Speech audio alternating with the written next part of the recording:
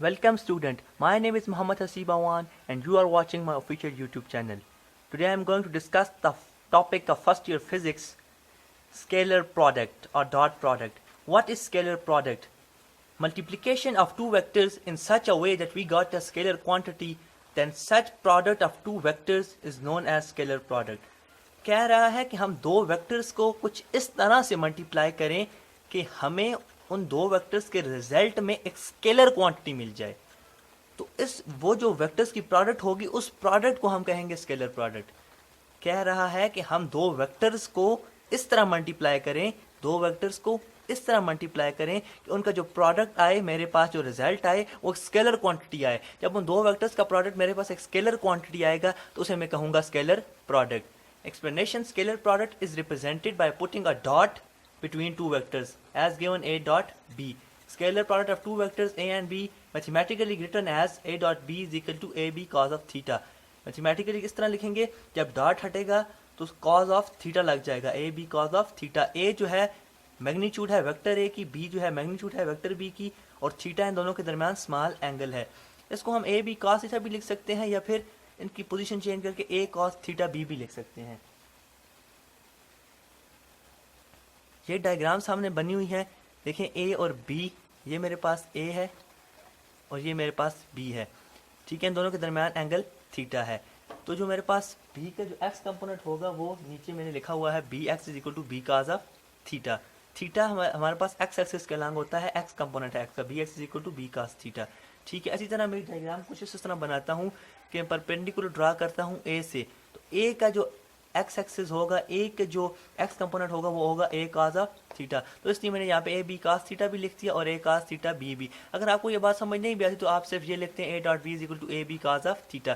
Theta क्या होगा? वो स्मॉल एंगल होगा a और b के दरमियान. ये पहले डायग्राम से आप समझ जाएं. b cos थीटा क्या है? x कंपोनेंट है b का. ये देखें b है, ये सामने मैंने एक परपेंडिकुलर ड्रा किया b से, ये नीचे वाली जो लाइन है b cos थीटा, ये x कंपोनेंट है, और ये सामने y कंपोनेंट है b का जो होगा b y is equal to b sine of theta. Properties पे आते हैं डॉट प्रोडक्ट या स्केलर प्रोडक्ट की प्रॉपर्टीज. पहली ये है कम्यूटेटिव प्रॉपर्टी हमेशा होल्ड करेगी डॉट प्रोडक्ट के केस में.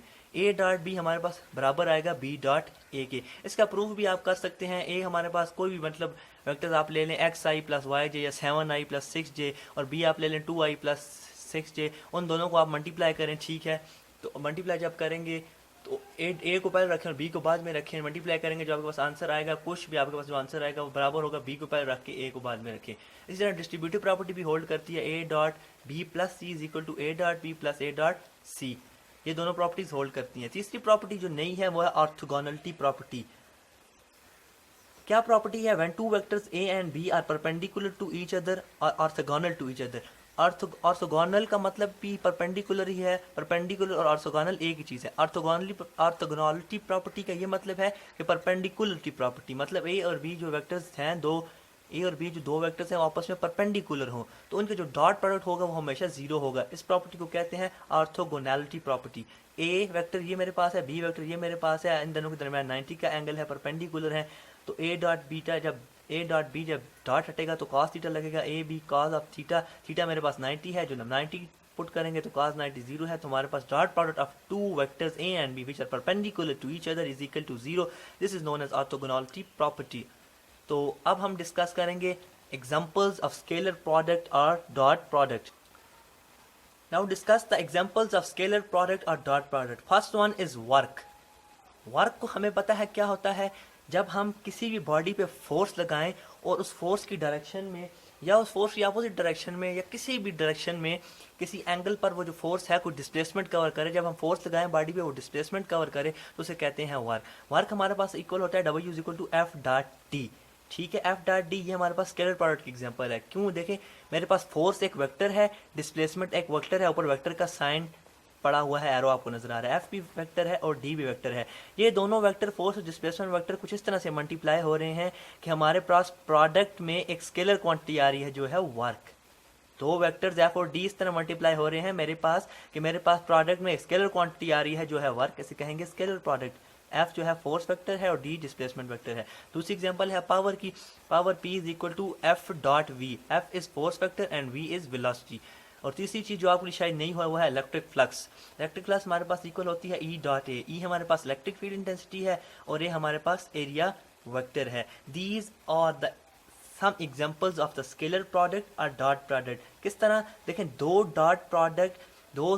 वेक्टर्स, जिस तरह ई एक वेक्टर है, इलेक्ट्रिक फील्ड इंटेंसिटी वेक्टर, और एक एरिया वेक्टर, जब दो वेक्टर्स मल्टीप्लाई हों और उनके प्रोडक्ट में हमें कोई स्केलर क्वांटिटी